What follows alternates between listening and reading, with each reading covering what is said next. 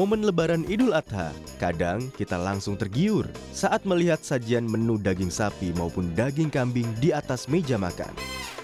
Namun, kita juga harus berhati-hati dalam konsumsi daging, terutama dalam jumlah besar. Dokter ahli gizi Rumah Sakit Siloam, Dr. Maria Haryono menjelaskan, kandungan terbesar dalam daging merah adalah protein. Namun, ada kandungan penyerta seperti lemak, vitamin B kompleks, dan mikronutrisi lainnya. Walaupun kandungan utamanya protein, kandungan lainnya yang lumayan besar adalah lemak. Komponen yang paling bermanfaat kalau kita mengonsumsi daging merah termasuk sapi dan kambing ini tentunya kita mendapatkan protein. Protein ini diperlukan untuk tubuh kita untuk saat pembangun, entah membuat sel yang baru, mengganti yang rusak, menjaga sistem imun kita dan lain-lain. Jadi ada protein. Lalu ada benefit-benefit yang lain. Jadi di dalam daging merah ini juga juga mengandung seperti lemak gitu ya. Lalu juga mengandung mikronutrisi. Mikronutrisi ini bisa berupa vitamin B kompleks, bisa mengandung zat besi gitu ya. Untuk mendapatkan daging dengan kadar lemak rendah, dokter spesialis gizi menyarankan agar pilih daging yang berasal dari bagian pinggang atau kaki sapi maupun kambing. Karena bagian inilah yang sering bergerak dan dominan kandungan proteinnya dibandingkan lemak. Bagian hewan, terutama untuk mendapatkan daging merah, ini kan berarti dari otot hewan. Nah, otot hewan yang sebaiknya kita konsumsi tentu yang tidak berlemak banyak. Biasanya bagian yang dia bergeraknya banyak, ngomongnya sih khas dalam. Bagian pinggang dan kaki mungkin ya bisa kita jadikan pilihan supaya tidak terlalu berlemak banyak.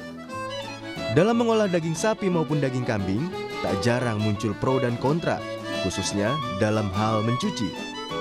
Dokter Maria menjelaskan, sejauh proses pemotongan hingga daging sampai ke konsumen tetap bersih, maka daging tidak perlu dicuci. Namun, jika saat proses pemotongan terkena tanah atau zat yang mengotori daging, maka daging harus dicuci. Selain itu, daging juga harus dimasak sampai benar-benar matang dan hindari menambahkan lemak berlebih seperti santan atau menggoreng daging. Karena hal ini dapat menyebabkan tingginya kandungan kolesterol dalam daging. Kalau untuk bagaimana membersihkan daging ini sebenarnya rekomendasinya asalkan sejak saat pengolahan pemotongan sampai ke konsumen atau yang akan mengonsumsi ini bersih, seharusnya tidak terlalu perlu untuk dicuci. Apalagi berupa daging cincang gitu ya, kita tidak perlu mencuci daging cincang. Hanya saja memang harus dilihat saat itu kalau memang mungkin agak kotor, ada campuran tanah, ya terpaksa ini harus dibersihkan gitu ya. Hati-hati dengan pemilihan menu saat mengolah daging. Jadi tambahan santan, tambahan minyak, margarin, mentega digoreng. Nah, ini berarti ada peluang menambahkan lemak yang mungkin tidak bermanfaat lagi bagi tubuh kita. Selain bagian daging, bagian lain dari tubuh sapi atau kambing yang sering dikonsumsi adalah jeroan. Dokter Maria menyebutkan, jeroan memiliki kandungan protein sama seperti bagian tubuh sapi atau kambing lainnya, tetapi lebih rendah dari daging dan punya kandungan lemak yang lebih tinggi. Bagian jeroan sebaiknya dihindari untuk dikonsumsi, terutama bagi orang yang memiliki penyakit kolesterol, kencing manis, dan darah tinggi. Konsumsi jeroan dapat membuat penyakit ini kambuh. Terlebih jika diolah dengan tambahan santan dan garam yang banyak. Sajian menu daging sapi dan daging kambing memang sangat menggiurkan untuk dikonsumsi saat Lebaran Idul Adha.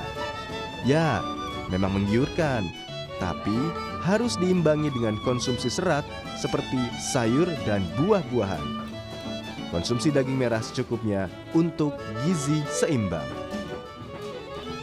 Masni Rahmawati dan Riki Sultana, Kompas TV, Jakarta.